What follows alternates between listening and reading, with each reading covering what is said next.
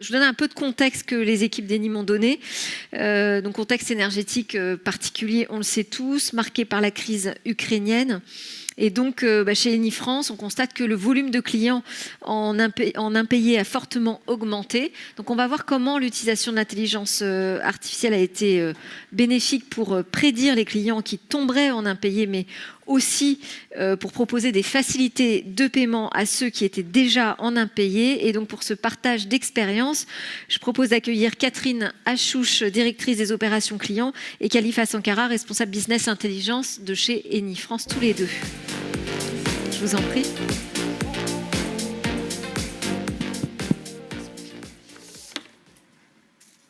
Bonjour à tous. Ravi d'être avec vous pour cette dernière conférence. J'espère que vous êtes encore en forme. Du coup, je suis directrice des opérations clients, donc toutes les opérations clients chez Eni Gas & Power France.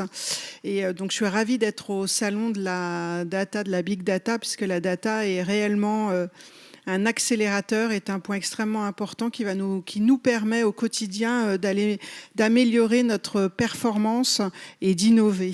Je vais vous présenter rapidement Eni pour ceux qui ne le connaissent pas. Donc Eni, le groupe Eni, c'est le logo, c'est le chien, c'est un chien à 6 pattes qu'on connaît particulièrement pour les stations-service. Eni est arrivé en France en 1968 avec le développement, l'installation de stations-service.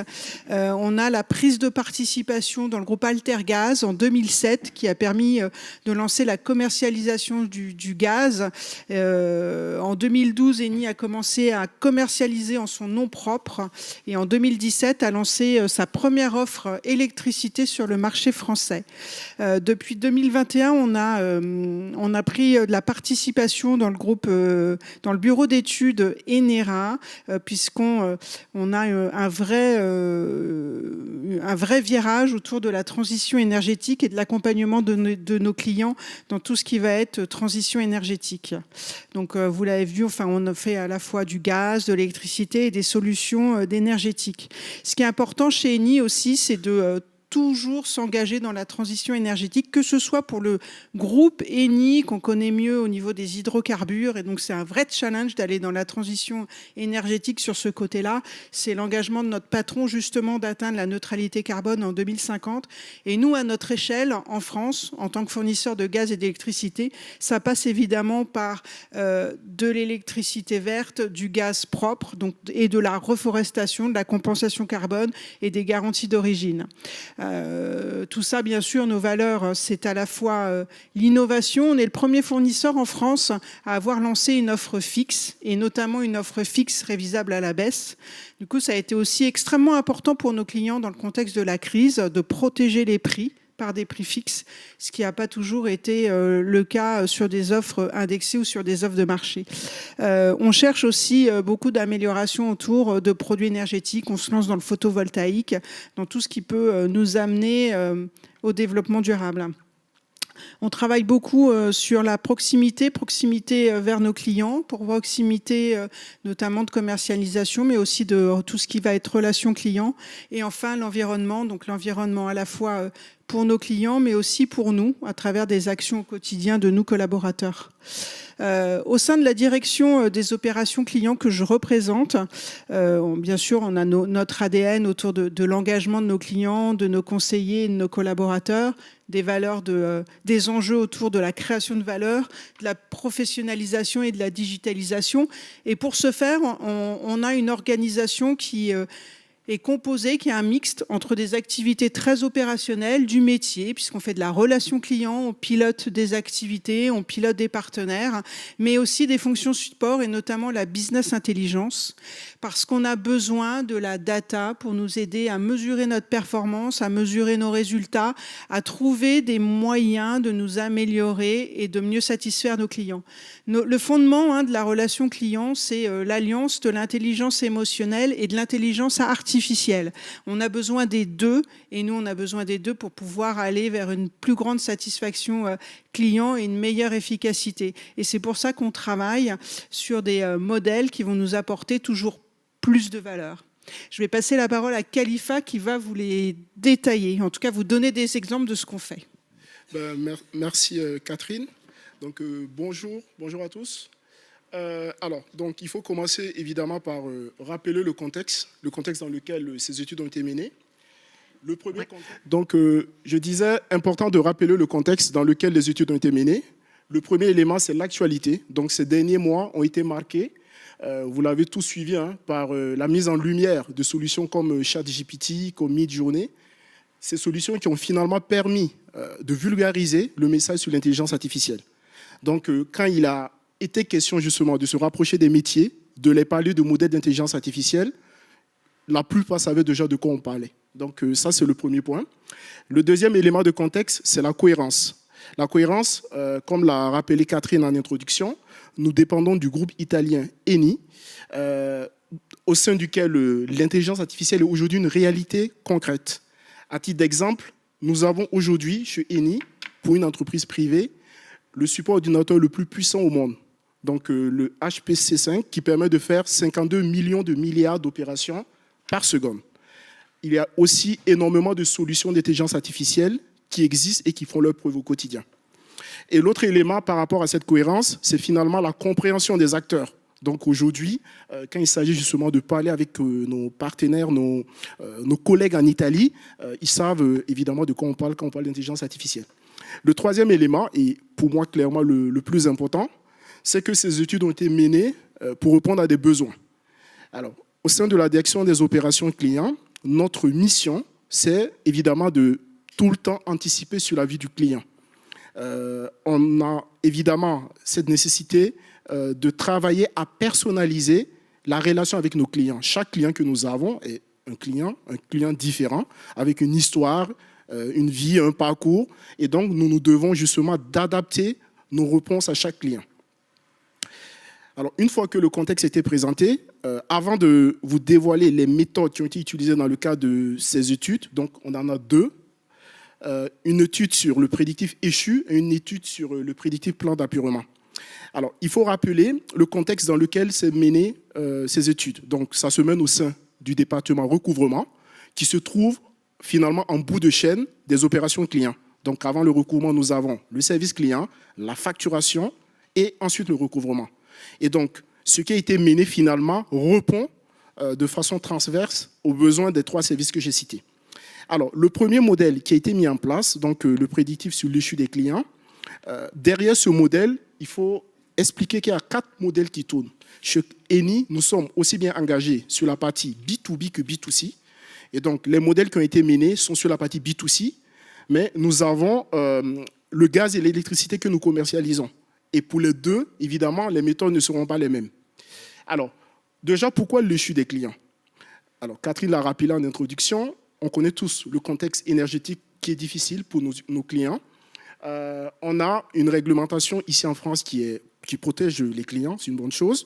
Et donc, nous, en tant qu'acteurs de l'énergie, nous devons de créer des modèles, de créer des solutions pour anticiper sur les échus des clients. Donc, les échus des clients, pour ceux pour qui ça ne parle pas, c'est juste l'impayé des clients. Voilà, en langage tout simple. Et donc, on a aussi ce qu'on appelle la trêve hivernale qui passe par là, pendant laquelle nous n'avons pas justement cette capacité de couper les clients qui ne nous payent pas. Et donc, ce prédictif répond vraiment à une volonté d'anticiper. Alors, pour vous parler concrètement des sources de données qui ont été utilisées, donc nous sommes partis du portefeuille de nos clients. Nous avons aussi utilisé des données de case. Les cases, c'est tout ce qui est appel, demande d'intervention du client, demande de service du client. Les renew, qui sont les campagnes de renouvellement des clients à la fin de leur contrat. Et la BA ici, entendez par là, balance AG, qui contient les clients qui ont des impayés. Donc voilà, donc c'est le fichier quotidien qui nous permet de suivre l'historique de nos clients impayés. Alors, pour ce premier modèle prédictif sur l'échu, nous avons mis en place, comme je le disais en introduction, 4 modèles. Donc, un modèle pour prédire l'échu, donc la capacité des clients à tomber en impayés, et un modèle pour mettre en évidence l'ardoise des clients. Alors, c'est quoi la différence? L'échu apparaît uniquement quand le client a qu'un jour, ne serait-ce qu'un jour de retard dans le paiement de sa facture, il est dans le lot des clients en échu.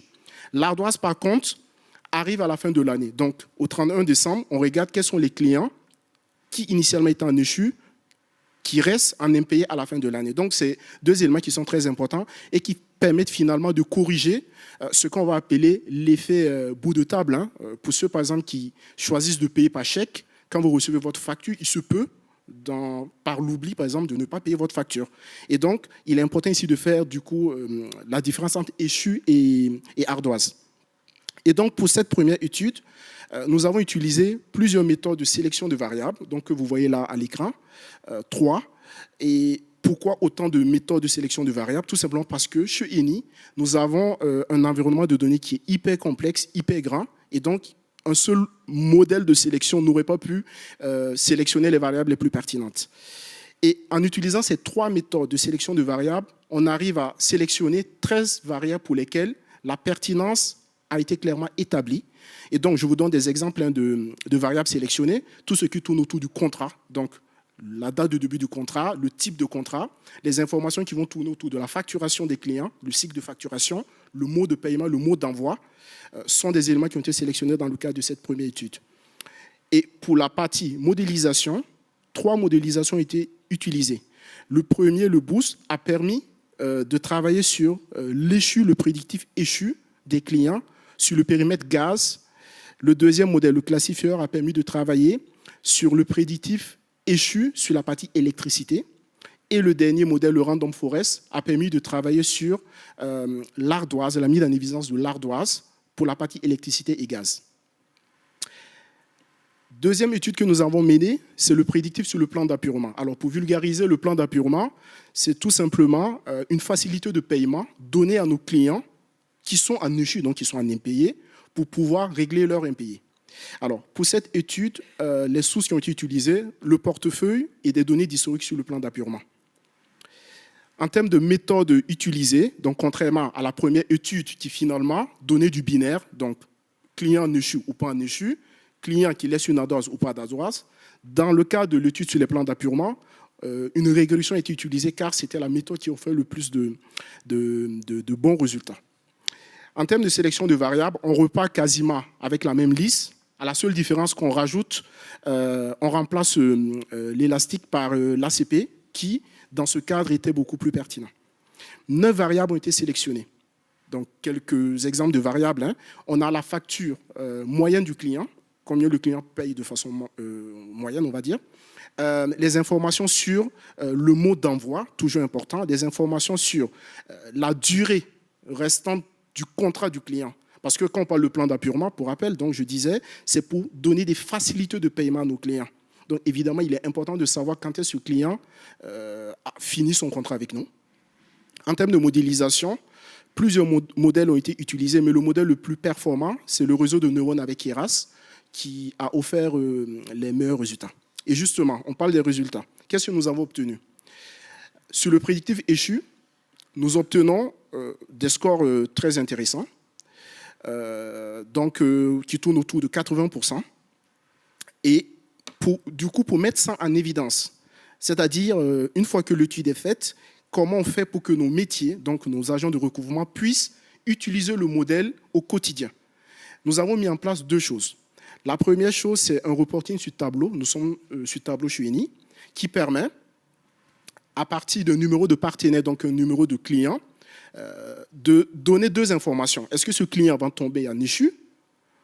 Si oui, est-ce que ce client va laisser une ardoise à la fin de l'année? Et donc, ce que vous voyez là à l'écran, ce sont des couleurs, je pense que ça s'interprète de façon facile, hein, mais vous voyez que les verts, c'est clairement ceux qui ont le moins de probabilité à tomber en échu. Plus on avance vers le rouge, plus on augmente ce risque-là de tomber en échu. Ça, c'est un outil qui est très important et très utilisé car il permet au quotidien à nos agents du recouvrement de tester, face à un BP douteux, la situation du client. Le deuxième élément que nous avons mis en place et qui est très utilisé, ce sont des fichiers de soft call. Le soft call, entendez par là tout simplement des appels de prévention. Donc, on met à disposition de nos métiers des fichiers pour anticiper. Donc, on peut donner par exemple une liste de, ce mois on a donné une liste de 5000 clients pour lesquels on avait détecté clairement un taux élevé, un risque élevé de tomber en échu. Et à partir de ce fichier, nos équipes internes, avec le concours de nos prestataires qui sont un peu partout dans le monde, arrivent à mener des appels préventifs pour s'acquérir de la situation des clients, comprendre est-ce qu'il ne faudrait pas aller vers telle ou telle solution, justement pour éviter que le client tombe en échec. Les résultats du deuxième modèle prédictif qui a été mis en place, donc le plan d'appurement, offre aussi des résultats intéressants. Donc le R carré avec Keras nous donne 81, ce qui est plutôt très bien pour ceux qui ont l'habitude d'utiliser ce type de modèle. Et en termes d'outils, en termes d'applicatifs, nous avons mis en place une application que vous voyez là à l'écran qui permet, plus pour une utilisation externe, donc c'est un outil qui est à la main de nos partenaires, donc de nos prestataires, qui permet à partir du BP du client de prévoir deux choses. La première, c'est le montant maximum sur lequel le plan d'appurement ne peut pas être placé. Ça, c'est la première information. Deuxième information, ce modèle, cette application donne différentes propositions de plans d'appurement. Alors, pour vous expliquer comment ça se passe aujourd'hui, on est face à des partenaires qui ont des clients au téléphone. Un client qui a, par exemple, des impayés de 300 €. Donc, ce que fait le partenaire, c'est de proposer au client de régler 75 € aujourd'hui. Pour le restant, de façon tout à fait classique, le partenaire prend sa calculatrice et divise 225 par 3 et le repartit sur les 3 mois restants ou sur 4 mois en fonction finalement de son feeling avec le client qui est au téléphone. Aujourd'hui, nous mettons une intelligence autour de ça. Donc, on propose clairement à ces partenaires de partir de données d'historique, de partir d'une application qui se base justement sur le Keras que je vous ai présenté pour prédire le bon montant. Parce qu'il ne faut pas oublier, quand on parle de plan d'appurement, le client, chaque mois, il continue de recevoir sa facture. Donc, un client qui a 75 € de facture, si vous lui mettez 100 € de plan d'appurement, il se retrouve avec 175 € à la fin du mois. Donc, tous ces systèmes intelligents permettent finalement d'arriver à des montants qui nous assurent derrière le règlement de l'échec du client. Alors, évidemment, cette présentation serait incomplète si on ne vous parle pas de gains. Qu'est-ce que nous avons obtenu dans le cadre de ces études? Alors, première chose, sur le premier modèle, le prédictif sur l'échu, concrètement, sur les 3 premiers mois, nous avons eu une baisse de notre taux de tombée en échu de 3%. Alors, ce qui représente énormément pour une entreprise comme Eni. La deuxième chose, c'est que nous avons plutôt évité une tombée en échu de 93 000 €. Sur le prédictif sur le plan d'appurement, deux choses. On a plus 5 points en termes de taux de réussite. Alors, il faut signaler que historiquement, nos performances sur le plan d'appurement sont bons. Et ce modèle prédictif permet justement de les rendre très bons. Et en termes de gains monétaires, on va dire financiers, on a plus 30 000 € qui ont été enregistrés sur la même période. Alors, évidemment, au-delà des chiffres économiques qui sont en bas, vous comprendrez facilement que l'objectif pour nous en mettant en place des modèles prédictifs, ce n'est pas autant le gain financier, c'est surtout de pouvoir améliorer nos process, de pouvoir fiabiliser nos process, d'augmenter la satisfaction de nos clients en ajoutant justement de la performance au quotidien. Et je prends pour exemple l'intervention d'hier du ministre Jean-Noël Barrot qui précisait que la plupart des entreprises aujourd'hui qui travaillent dans l'IA ne sont pas forcément dans la recherche du gain, des coûts finalement. Ce qui va intéresser, c'est plus la recherche de performance, ce que apportent ces solutions intelligentes aux entreprises. Voilà, et j'en ai fini avec la présentation. Merci pour votre attention et si vous avez des questions, ça sera avec plaisir. Merci. Merci beaucoup. Alors, c'est le moment des questions dans la salle. Oui, on a une question devant, s'il vous plaît.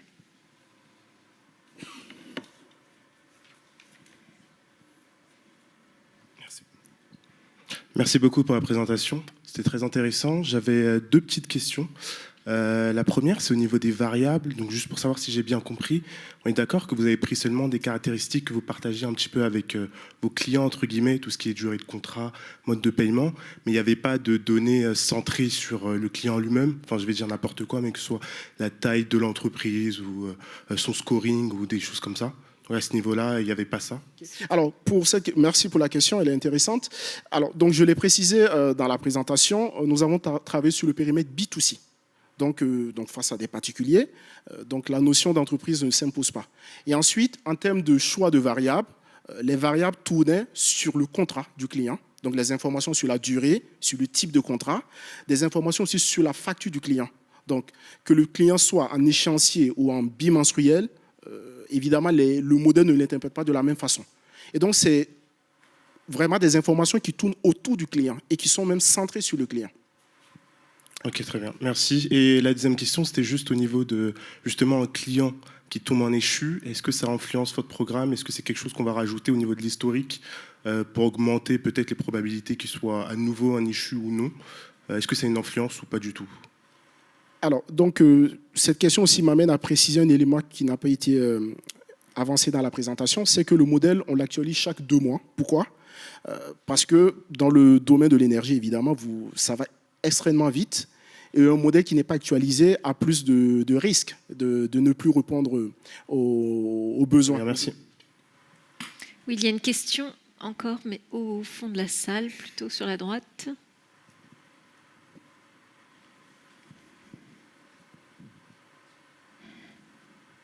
Bonjour, merci pour la présentation.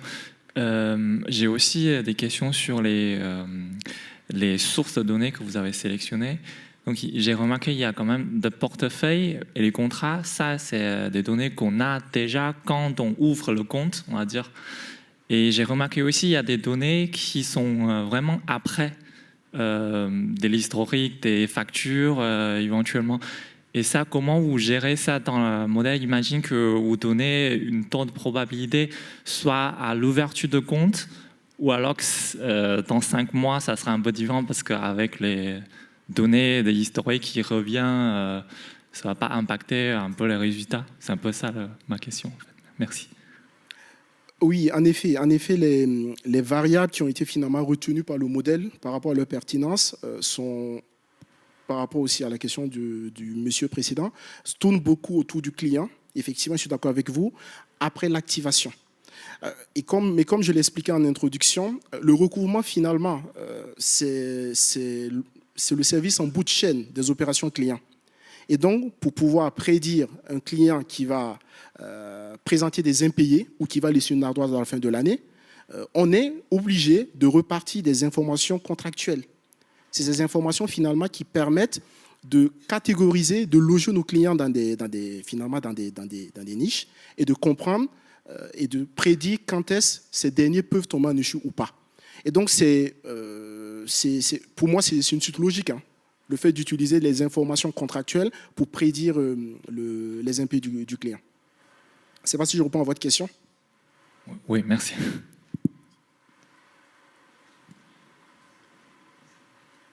Pas d'autres questions? Si.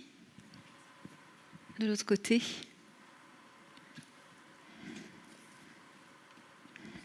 Ce sera sans doute la dernière question.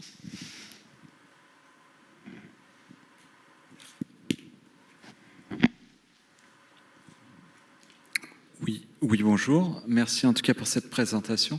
Moi, j'avais un point sur l'apurement.